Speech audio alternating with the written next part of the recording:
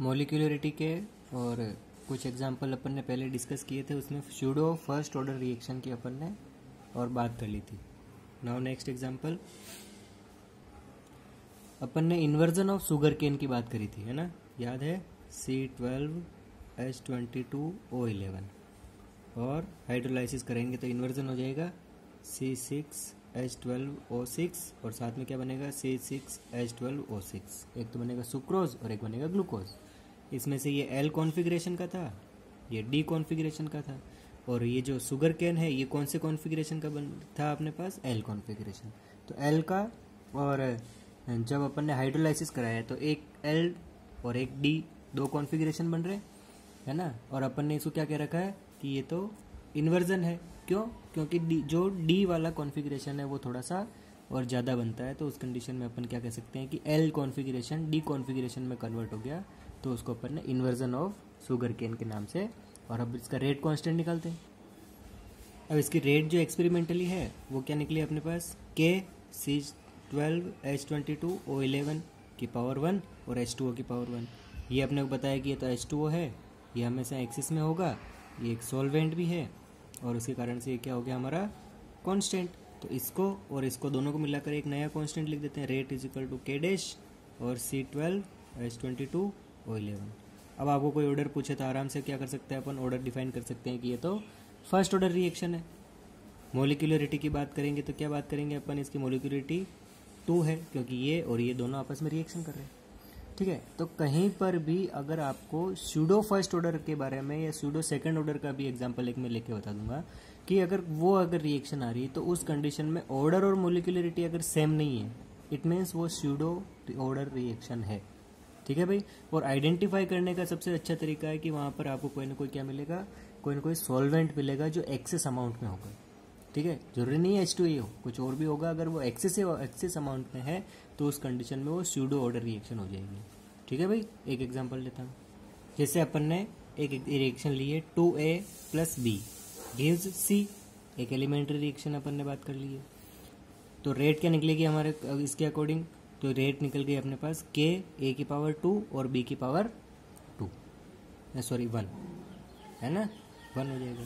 अब ये तो एक्सिस में है, भले 2 हो 1 हो उससे कोई फर्क नहीं पड़ना, क्योंकि वैसे भी क्या है एक्सिस अमाउंट में है। एक्सिस में हो गया तो इसको कांस्टेंट रख लिया अपन ने, तो ये कांस्टेंट और हमारा पहले से जो K कांस्टेंट है इन दोनों को मिलाकर एक नया कांस्टेंट K डैश कर लिया और नई रेट आ गई, rate is equal to K dash और A की पावर 2। तो ऑर्डर क्या निकल के आ जाएगा, क्योंकि अपने को पावर्स को सम करना है तो 2। मोलिकुलरिटी क्या निकल गई अपने पास 3। क्यों? क्योंकि 2 और 1 आपस में क्या कर रहे हैं, कोलाइड हो रहे हैं, तो मोलिकुलरिटी तो 3 निकल गई। तो ऐसी रिएक्शंस को क्या बोलेंगे अपन, स्यूडो सेकंड ऑर्डर रिएक्शन। याद रह जाएगी बात। अगर मोलिकुलरिटी की वैल्यू अगर 4 हो जाए, कुछ दूसरा एग्जांपल ले रखा है, और इसकी वैल्यू अगर 3 होगी तो उस कंडीशन में इसको क्या कह देंगे, स्यूडो थर्ड ऑर्डर रिएक्शन।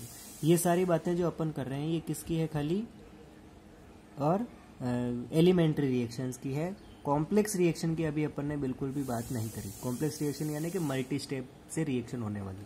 ठीक है, और एक चीज़ और देखेंगे उसमें अपन कि मोलिकुलरिटी कभी भी 3 से ज़्यादा नहीं हो सकती, क्योंकि मोलिकुलरिटी एक्चुअल में क्या है, तो कोलिजन ऑफ और एटम या मोलिक्यूल्स के हैं। तो 4 एटम का एक ही ओरिएंटेशन में एक ही एनर्जी से आपस में और कोलाइड होना बहुत ज़्यादा डिफिकल्ट है, या अपन कहेंगे इम्पॉसिबल जैसी बात है ना। तो उस कंडीशन में मोलिकुलरिटी 4 तक अपन जाते नहीं है, केवल 3 तक की बात करते हैं ना। एक बार मैं कॉम्प्लेक्स रिएक्शंस की बात कर लेता हूँ।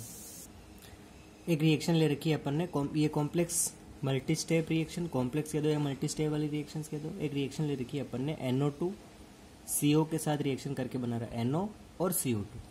आपके अकॉर्डिंग अगर मैं इस रेट को नहीं लिखता अभी, तो आपके अकॉर्डिंग इसकी रेट क्या लिखते हैं अपन, R is equal to K NO2 की पावर 1 और CO की पावर 1। लेकिन ऐसा है नहीं, क्योंकि ये क्या दे रखा हमारे को, कॉम्प्लेक्स दे रखा। तो या तो आपको एग्जाम में कॉम्प्लेक्स लिखा हुआ मिलेगा, या फिर अगर ये नहीं मिले तो उस कंडीशन में रेट लिखी हुई मिलेगी। तो आपकी जो रेट निकलने वाली है, या आप जो आइडिया लगा रहे हो रेट का, वो अगर रेट नहीं दिख रही है और कुछ और रेट है, यानी कि rate is equal to K NO2 की पावर 2, इसका मतलब ये है कि ये किसी न किसी मल्टी स्टेप में है, और इसकी जो रेट डिटरमाइनिंग स्टेप है, उस रेट डिटरमाइनिंग स्टेप से हमारी क्या निकल रही है, रेट यहाँ पर आइडेंटिफाई हो रही है। ठीक है, तो उस कंडीशन में इसका जो ऑर्डर निकलेगा वो कितना निकलेगा, 2। अब आपको पूछेगा क्या कि इसकी मोलिक्यूलरिटी क्या होगी, तो आपके अकॉर्डिंग इसकी मोलिक्यूलरिटी क्या बताओगे, 1 और 1 2 ये बताओगे। लेकिन भैया इसकी कोई भी मोलिक्यूलरिटी को डिफाइन नहीं कर सकते, तो अपन क्या लिख सकते हैं, नॉट डिफाइंड। इसकी कोई भी मोलिक्यूलरिटी आइडेंटिफाई नहीं कर सकते। क्यों? क्योंकि ये कौन सी रिएक्शन है, कॉम्प्लेक्स रिएक्शन। फॉर एग्जांपल अगर ये स्टेप 1 में, स्टेप 2 में, स्टेप 3 में, अगर ये 3 स्टेप में रिएक्शन होने वाली है, तो उस कंडीशन में आप इस स्टेप की मोलिक्यूलरिटी बता सकते हो, इस स्टेप की मोलिक्यूलरिटी बता सकते हो, इस स्टेप की मोलिक्यूलरिटी बता सकते हो, लेकिन इनकी सबकी एक साथ मोलिक्यूलरिटी को आइडेंटिफाई नहीं किया जा सकता। तो अपन क्या कह देंगे, इसकी मोलिक्यूलरिटी क्या हो जाएगी, नॉट डिफाइंड। ठीक है, एक एग्जांपल और लेते हैं। सेकंड एग्जांपल है CH3CHO। इसकी रिएक्शन अपन ने इसका और डिसोसिएशन की बात करी, और CH4 और CO में ये कन्वर्ट हो गया। ये कौन से टाइप की रिएक्शन है,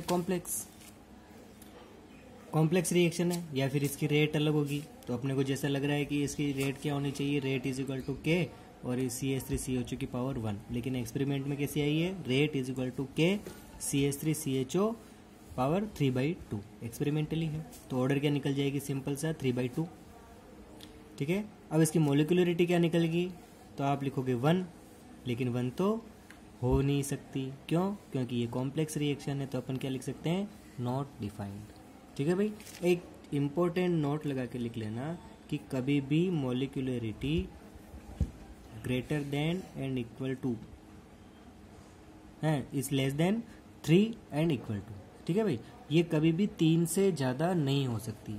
जैसे अगर अपन एक बात करें कि N2 + 3H2 it's gives ammonia, है ना, तो हमारे को इसकी मोलिकुलरिटी कितनी लग रही होगी, तो मोलिकुलरिटी हमारे को यहाँ पर देखने से 4 लग रही है, लेकिन NCERT कहती है कि कभी भी 3 से ज़्यादा मोलिकुलरिटी नहीं हो सकती। तो ऐसी रिएक्शंस की भी मोलिकुलरिटी कितनी होगी, 3 होगी, क्योंकि ये भी मल्टी स्टेप रिएक्शन है। पहले 3 भिड़ंत करेंगे, फिर एक के साथ जाकर भिड़ंत करेंगे। ठीक है भाई, अब मैंने आप लोगों को मोलिकुलरिटी और ऑर्डर दोनों को एक्सप्लेन कर दिया। ठीक है, आप लोगों ने कुछ ने इसके और जो डिफरेंस हैं वो भी आप लोगों ने लिख ही दिए हैं। ठीक है भाई, अब मैं थोड़ा सा स्क्रीनशॉट लेके और आप लोगों को डिस्प्ले कर देता हूँ order of reaction and molecularity of reaction में डिफरेंस। ठीक है भाई, तो जिन्होंने लिख लिया वो बहुत अच्छी बात है, जिनके कोई पॉइंट्स छूट रहे हैं तो वो उसको ऐड कर लेना।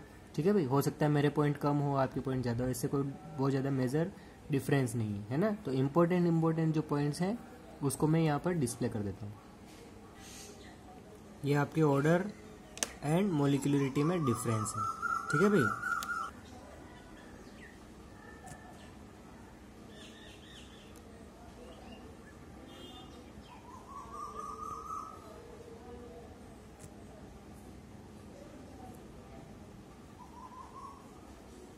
जिन्होंने उतार लिया वो अच्छी बात है, और नहीं उतारा तो यहाँ से देख के आप राइट डाउन कर लेना। ठीक है भाई, थैंक यू, जय हिंद।